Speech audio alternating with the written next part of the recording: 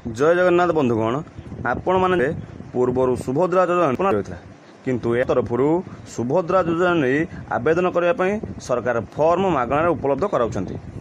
एही फॉर्मटी आपण माने अंगनवाड़ी केन्द्र देयमुक्त पाई परिबे। यह सेप्टेम्बर 1 तारिख ठारू सरकार राज्य उपलब्ध कराउछंती। आसंतु जानिबा एही फॉर्मटी को किभली पूर्ण करबा को हेबो, एथिमे कोन विशेष विवरणी देबा को पड़िबो। ता पूर्व समस्त दयाकोरी भिडियोटी को लाइक करने एवं चैनल को सब्सक्राइब करनी। तेबे बेसी समय न नहीं फॉर्मटी को किपरि भरा जाए आसंतु जानिबा। एथिपई कौन सबू डाटा आपण मानकु देबा को पड़िबो से विषय भल भाव देखिनेबा।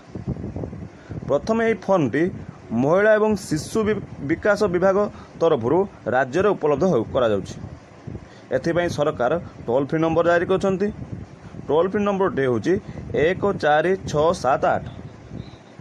तापरे आपण मैंने देखु एठारे दि जाए भाग क। यही भाग क रे आपण मैंने आपण मानकर जहाँ भी विवरणी दि जाए फॉर्म रे ताकू भरिबे। प्रथमे कौन करिवे ना देखंतु संपूर्ण नाम दि जाए। संपूर्ण नाम कौन आधार कार्ड अनुजाई जो महिला सुभद्रा योजना पर आवेदन करेंगे तांकर आधार कार्ड रे जो नामटी थी नाम ये आपण मैंने भरवे।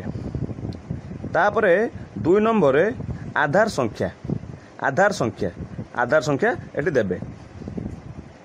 3 नंबर स्वामी पिता नाम आधार अनुजाई जो महिला एठारे सुभद्रा योजना पर आवेदन करेंगे तांको आधार रे स्वामी नाम जहाँ थी पिता नाम जहाँ थी से भरवे। जन्म तारीख 4 नंबर आप जन्म तारीख भरवे। जन्म तारीख प्रथम दिन तापर मास तापर वर्ष भरवे।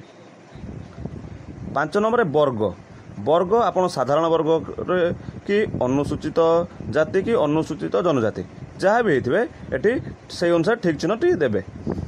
6 नंबर शारीरिक भिन्नक्षम जदि आप हैंडिकैप्ट होते भिन्नक्षम होते ये हाँ ठीक मारे, जदि न होते ना ठीक मारे। 7 नंबर आधार संयुक्त मोबाइल नंबर देवे। आपन जो महिला जनक सुभद्रा योजना पर आवेदन करेंगे जो आधार कार्ड टी देले सेटा हूँ आधार कार्ड संयुक्त होइतिबो से आधार कार्ड से जो मोबाइल नंबरटा आधार सहित संयुक्त होची सेठी देवे 7 नंबर। तापर 8 नंबर विकल्प नंबर अलगा कौन सी नंबर भी दे पारे।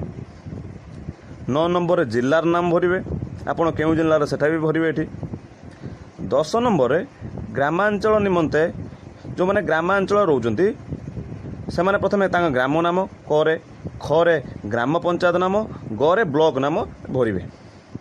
आउ जो मैंने सहरांचल रोचंती से माने कौन करेंगे ना करे वार्ड नंबर केउ वार्ड रे से माने रोचंती खरे अर्बान लोकल बॉडी गरे सहर बा नगर नाम गरे भर्ती करेंगे लिखे। तापर आधार सक्षम संचय खाता थिबा बैंक नाम जो सेटा जदि आधार लिंक होइतिबो से जो सही खातार बैंक अकाउंटा एटी भरिबे।